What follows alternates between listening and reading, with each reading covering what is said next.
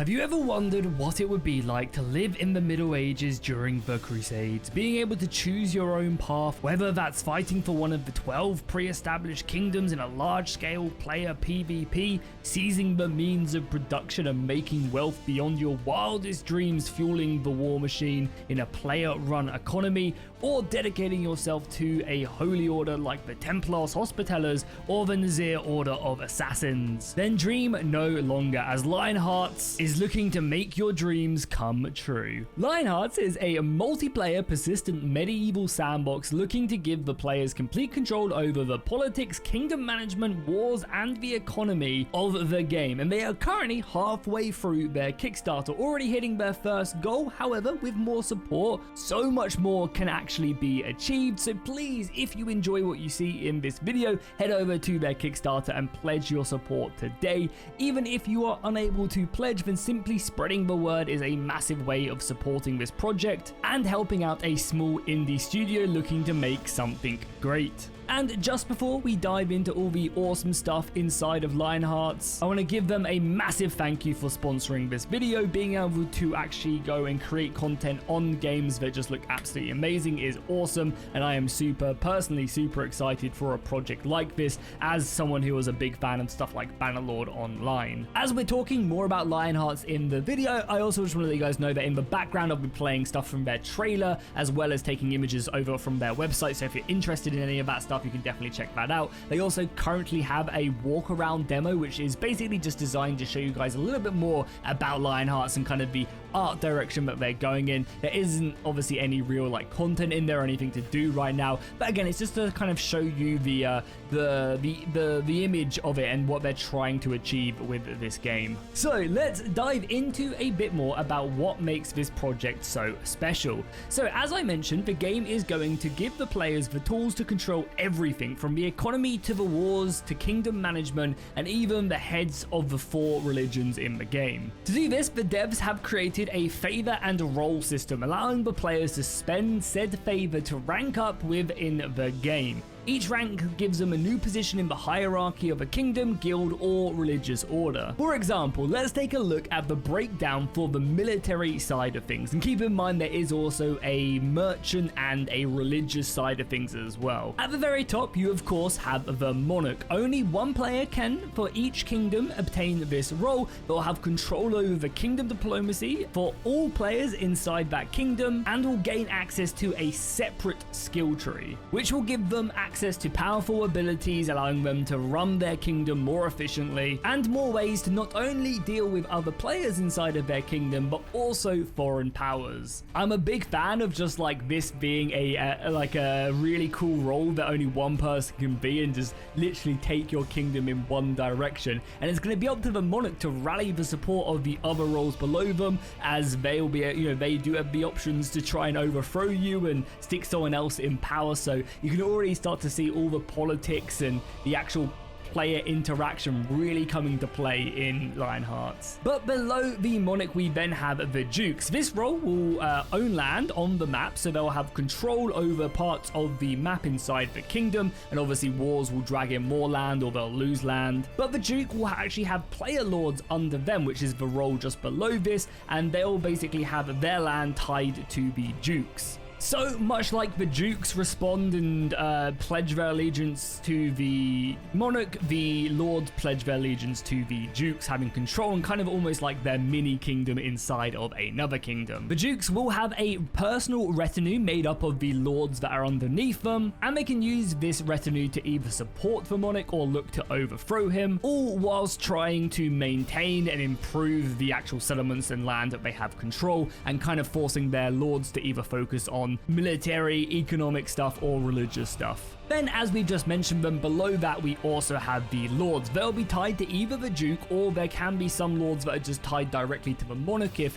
it's within the monarch's lands that he currently controls. There will just be lords that are directly tied to him, and they'll be expected to lend their troops to their superiors when their banners are called. So, the lords are the bottom of the land-owning class, and it could be a really good idea as a lord to try and utilize that position to butter up the monarch to maybe put you in place of a duke that is currently maybe not supporting the current monarch as much, or vice versa. Maybe if you do buddy up to a duke, you can utilize that relationship to, when you overthrow the monarch, to then upgrade yourself and get you into a stronger position to then have lords underneath you. So once again, I keep on mentioning it, but it's all player-led politics, which just the devs are looking to basically give the players the tools to utilize and create some amazing stories. It's also going to be really important for the lords to actually maintain the land that they have been given to by the dukes, and actually upgrade it and keep it up to scratch, producing weapons or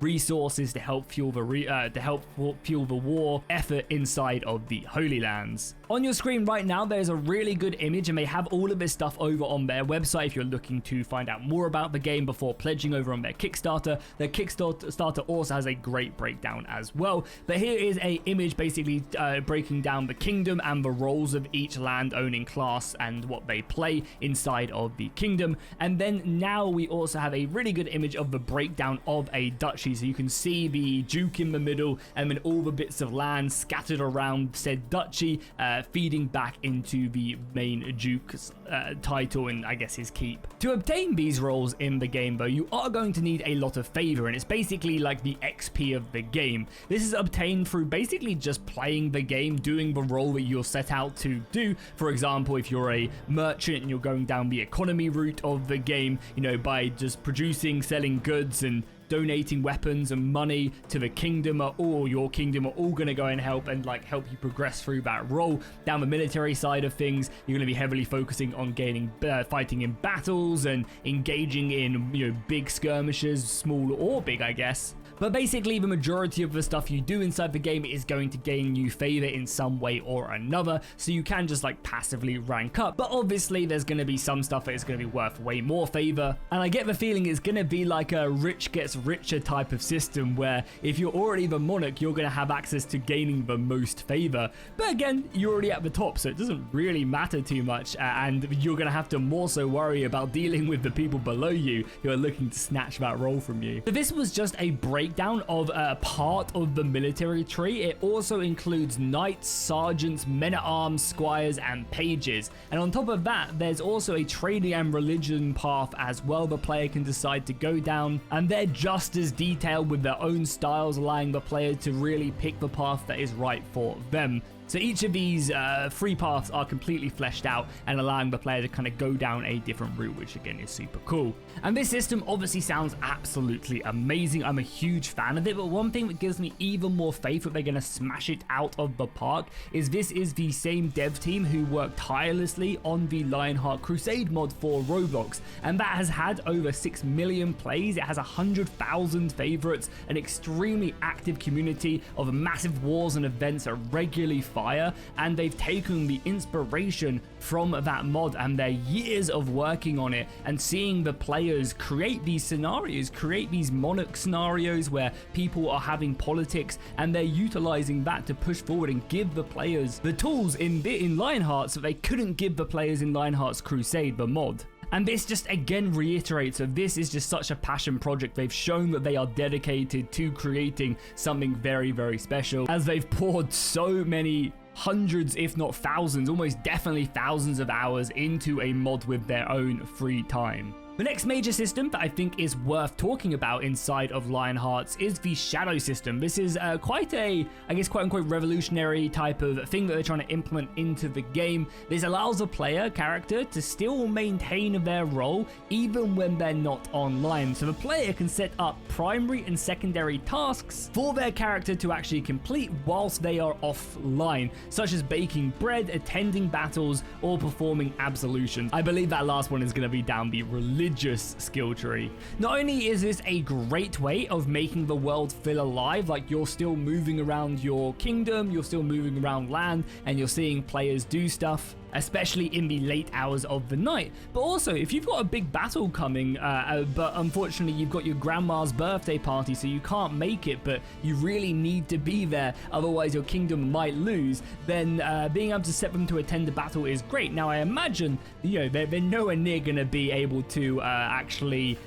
perform as well as a player. But a lot of the time, just having an extra body there to soak some hits, or being able to kind of run at the enemy and just get 1 or 2 strikes off if it's AI control, which I assume it will be, is still going to be better than not being there at all, and again still gain you favor. I think this as well is going to be huge for the lower roles and helping them rank up as well, because if you're just there like a serf, going ahead and trying to get some resources for a lord or something to gain some favor, being able to set that whilst you're asleep overnight or at work and you're just chopping down wood, I can already hear like the RuneScape players crying out. Again, it's a great feature. I'm very excited to see how it goes, like how it evolves and continues and what you actually can and can't do with it. Because as I said, I imagine it's not going to be anywhere near as efficient as if you do it yourself, but it's still just a good thing to have on in the background when you're not. It's better than not playing at all. Combat is obviously a huge part of the game, and there isn't really too much on it right now, but in the current demo that they have, which is basically just like a visual guide to show you the aesthetic that they're going for,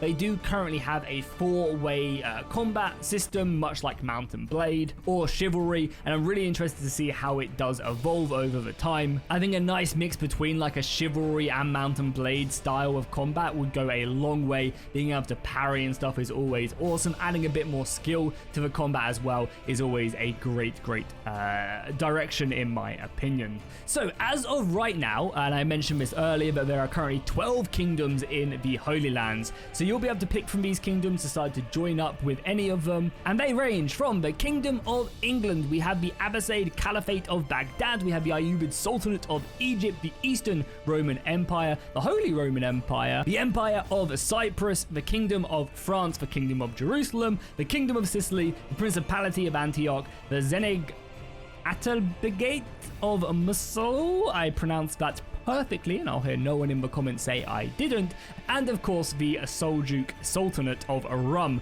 And alongside that, there are also 4 holy orders that you can pledge yourself to as well. I believe it's like the Knights Templar, the Order of the Assassins, you have the Hospitallers, and there's one more that I am currently forgetting. But you have a whole wealth of different things to pick from, and say for example you really want to be a monarch, you really want to have a certain role in a kingdom, but for example the Kingdom of England is just populated with a ton of players. Well, maybe you go and decide to join one of these smaller kingdoms and look to raise from the ranks there, and then come back, weeks later and pretty woman the Kingdom of England's asses with a big mistake huge. Before wrapping up the video though, I also want to quickly speak about the love and passion that the dev team have for this project. From speaking to them, I can honestly tell from the bottom of my heart that this project is more than just a game for them. It's a passion project, something that they've been dreaming of making through the many years of them making Lionheart Crusade, which is a very popular mod for Roblox, and they've basically taken that inspiration from that, taken the politics and the